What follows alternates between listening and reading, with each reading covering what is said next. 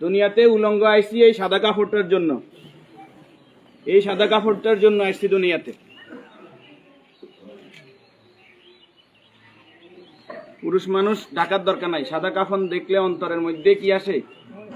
একটু ভয় আসে, এটা মনে রাখবেন। পুরুষের ঢাকার দরকার নাই, মহিলাদেরকে এভাবে উপর দিয়ে ঢেকে দিতে হয়।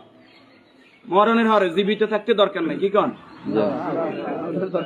আমার মেয়ে, আমার স্ত্রী, আমার বোন, আমার মা বেপরদায় চলে, আমরা হইলাম দায়ুস।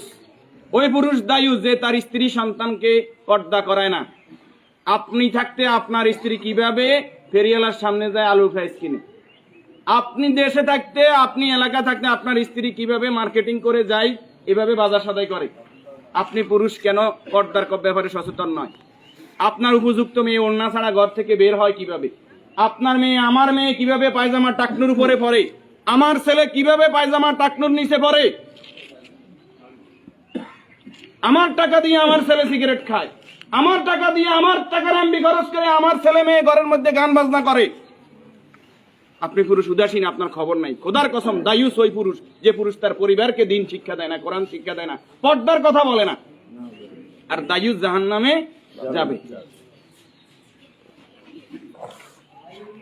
এই দুনিয়াতে আসছে সাদা কাপড়টার জন্য, শুধু এই সাদা কাপড়টা অ্যারেস্ট করার জন্য।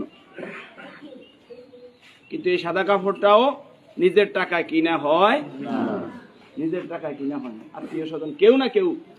আমরা অনেক সময় শুনছি যে 3.5 হাতের মালিক ছাড়া আমি ন, আমি নিজে 8-10টা কবর এইভাবে দিছি যে উনি যে জায়গা দেখাই গেছে এই জায়গায় কবর দিন আর জায়গা দিছি আমাদের বাড়িতে। কথা কি বুঝতে পারছেন?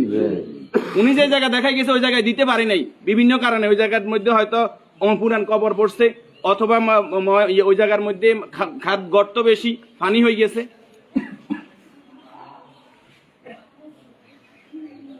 তাহলে আমার শেষ জায়গাটাও আমার নির্দেশনা মতো হয় না, পরিবারে যারা আছে তাদের নির্দেশনা মতো হয়। যে রাসূলের শানমর্যাদা এত বেশি, সেই রাসূলের প্রতি দুরূদ ও সালাম সাল্লাল্লাহু আলাইহি ওয়াসাল্লাম।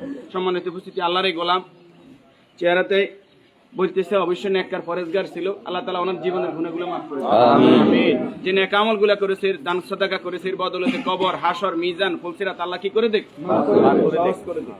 আমরা যারা জানাজায় উপস্থিত হয়েছে আল্লাহ আমাদেরকে মাফ করে দেখ। আল্লাহ তাআলা এই পরিবারকে ধৈর্য ধারণ করার তৌফিক দান করুন, আমিন। 40 জন জানাজাতে কাদেরকে উপস্থিত করাইবেন? আমাদের কত বলবো, বলতে আর বলতে মনে চায় না। সব জানেন কিন্তু আমল নাই। আপনি জানেন যে আত্মীয়তার সম্পর্ক নষ্টকারী জাহান্নামে যাবে, আপনি নিজেই সেই সম্পর্কটা বারবার নষ্ট করেন। আপনি জানেন যে আগে সালাম দিতে হবে, আপনি সালাম দেন না। আপনি জানেন যে নিজের জন্য যেটা ভালো মনে করি অপরের জন্য সেটা ভালো মনে না করলে আমি ইমানদার নয়। আপনি জানেন প্রতিবেশীর হক নষ্ট করলে ইমানদার নয়। কই নাই, সব শুধু জানি, আমল করি না। আমাদের মাঝ থেকে আমলটা দূরে সরে গেছে। এই নেককার গোলাম জানাজাতে নামাজি ফরেজগার লোক, শিরিক মুক্ত লোক, আপনার দৃষ্টিতে যিনি শিরিক মুক্ত, এরকম 40 জন লোক যদি দোয়া করে আল্লাহ তাআলা ওই দোয়া কি করে? কবুল করে। 40 জন হাইবেন, হাইতেন না। উনি নামাজি ফরেজগার, উনি হয়তো আপনি মনে করেন যে মাজারে সেজদা দেন শুধু কবিরা গুনাহ, মাজারে সেজদা দেন বুঝি শিরক। শনিবার মঙ্গলবার কি শিরক না? শনিবার মঙ্গলবার হিসাব করা শিরক না নি? শিরক, এটাও শিরক। এই যে জাদু টোনা করা, এটা কি শিরক না নি? গণকের কাছে যাওয়া, বান্দর গনাইতে যায়, মানুষ গনাইতে যায়, চুরি করছে কে, আনা চাইতে যায়, এগুলো সবগুলো কি বড় শিরক? যেটা জনগণ সকল ক্ষমতার উৎস, ঠিক না নি?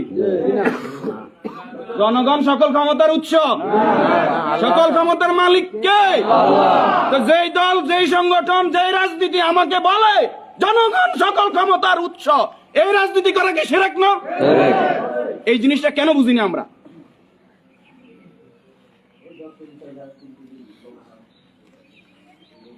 আপনি মুখে বললেন জনগণ সকল ক্ষমতার উৎস, অন্তরে আপনি বলবেন যে হ্যাঁ আল্লাহ সকল ক্ষমতার উৎস, এটা তো আল্লাহ মানে না। মুখে যেটা বলতে হবে অন্তরে এক থাকতে হবে। তাহলে সকল ক্ষমতার মালিক কে? আল্লাহ। আর যারা রাষ্ট্র ক্ষমতায় গিয়ে, একজন মুমিন ইসলামী রাষ্ট্র ব্যবস্থার বাইরে যাওয়ার কোনো সুযোগ নাই। যদি আওয়ামী লীগ আবার তওবা ইস্তেগফার করি আই কয় যে আমরা আল্লাহর আইন অনুযায়ী রাষ্ট্র চালাইম, আমরা কইম আলহামদুলিল্লাহ। বিএনপি যদি কালকে বলে যে আমরা রাষ্ট্র চালাইম আল্লাহর আইন অনুযায়ী, কোরআনের আইন দিয়ে রাষ্ট্র চলবে, সৎ নামাজি ফরেজগার লোকরা চেয়ারম্যান মেম্বার হইব, তাকওয়াবান হইব, আমরা বিএনপির সাথে আছি, বিএনপি কে ভোট দেব। যদি জামাত ইসলামী বলে আমরা আল্লাহর আইন দিয়ে রাষ্ট্র চালাইবো, কোরআন চালাইবো, দেশ তাকওয়ার ভিত্তিতে চলবে, রাসূল যেভাবে চালাইবে আমরা তাদেরকে ভোট দেব। যদি চরমনাই বলে তাদেরকে ভোট দেব। আমাদের ব্যক্তিগত কারো কোনো আরস নাই। আমরা এই জমিন আল্লাহর, এই জমিনে আইন চলবে কার? এবার যেই আসুক এই তকমা নিয়ে আমরা তাদের সাথে আছি। রাজি আছেন? আল্লাহ তাআলা আমাদেরকে কবুল করুক। সম্মানিত উপস্থিতি, এই মুহূর্তে